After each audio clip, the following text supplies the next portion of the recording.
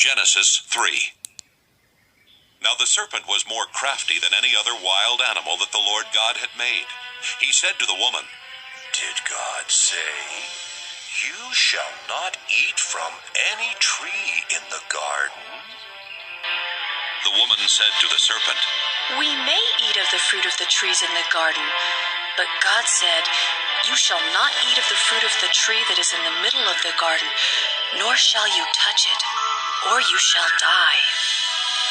But the serpent said to the woman, You will not die, for God knows that when you eat of it, your eyes will be opened, and you will be like God, knowing good and evil.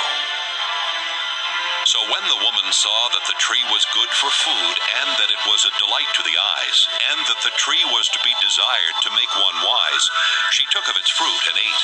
And she also gave some to her husband, who was with her, and he ate. Then the eyes of both were opened, and they knew that they were naked. And they sewed fig leaves together and made loincloths for themselves. They heard the sound of the Lord God walking in the garden at the time of the evening breeze. And the man and his wife hid themselves from the presence of the Lord God among the trees of the garden. But the Lord God called to the man and said to him, Where are you? He said, I heard the sound of you in the garden, and I was afraid because I was naked, and I hid myself. He said, Who told you that you were naked?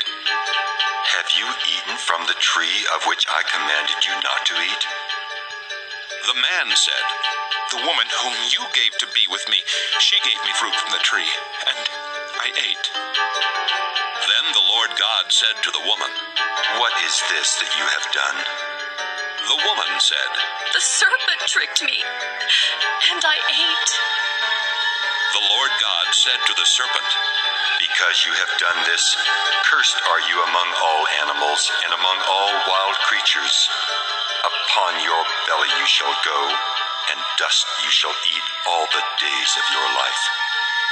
I will put enmity between you and the woman, and between your offspring and hers.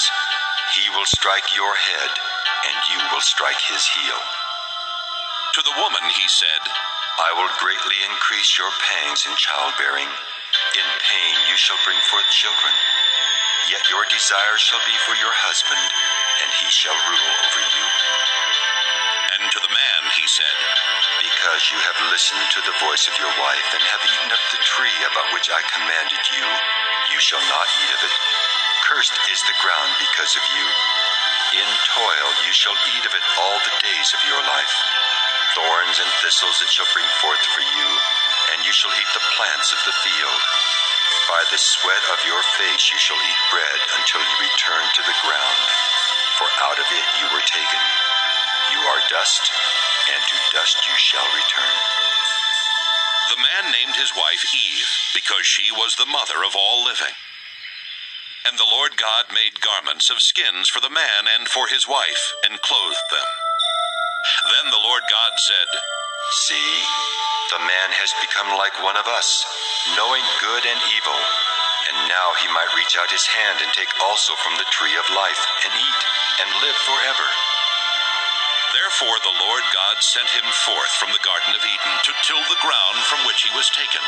He drove out the man, and at the east of the Garden of Eden he placed the cherubim, and a sword flaming and turning to guard the way to the tree of life.